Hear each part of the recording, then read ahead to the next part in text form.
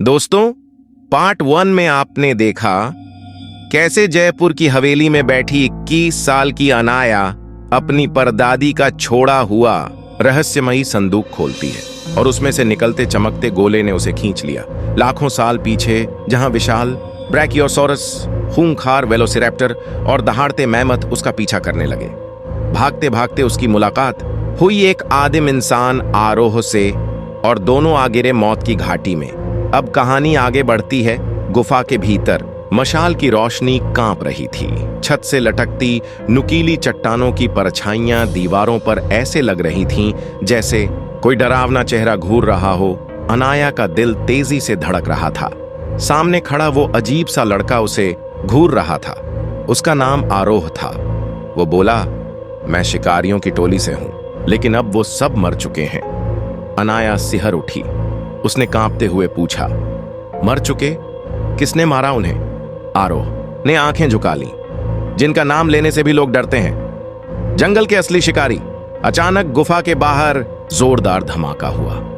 धरती हिल गई। मशाल की लौ कांप उठी।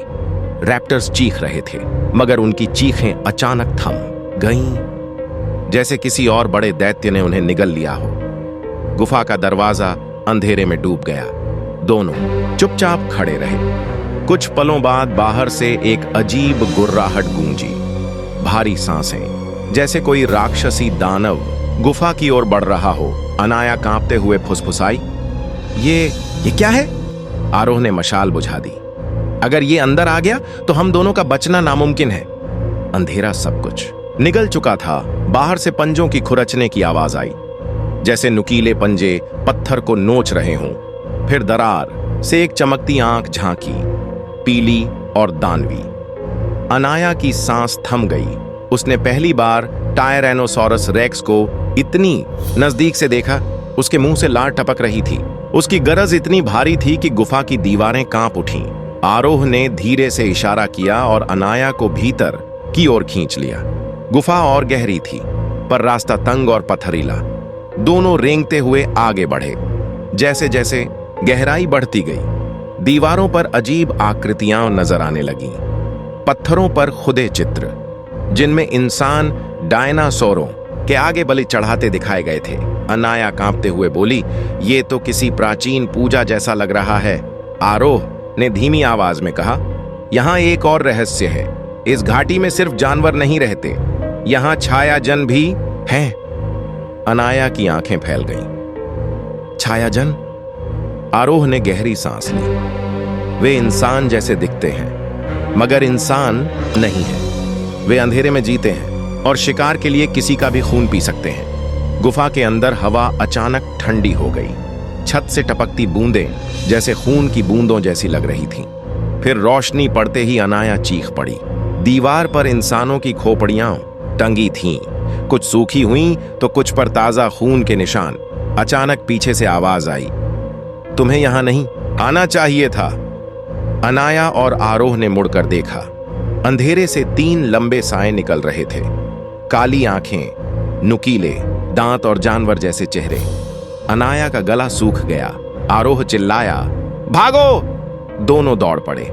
गुफा की तंग सुरंगों में उनके कदमों की गूंज गूंज रही थी।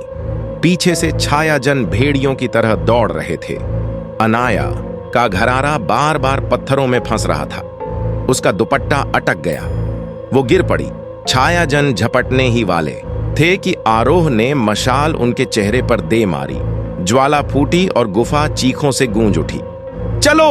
आरोह ने उसका हाथ पकड़ा और खींचते हुए दौड़ा। आखिरकार दोनों गुफा से निकलकर खुले जंगल में आ गिरे। रात और गहरी हो चुकी थी। आसमान पर लाल बिजली चमक रही थी, जैसे कोई अलौकिक तूफान उठ रहा हो। जंगल में हर तरफ गुर्राहटें, चीखें और जानवरों की दहाड़ थी। अनाया कांपते हुए बोली, मैं यहां मर जाऊंगी।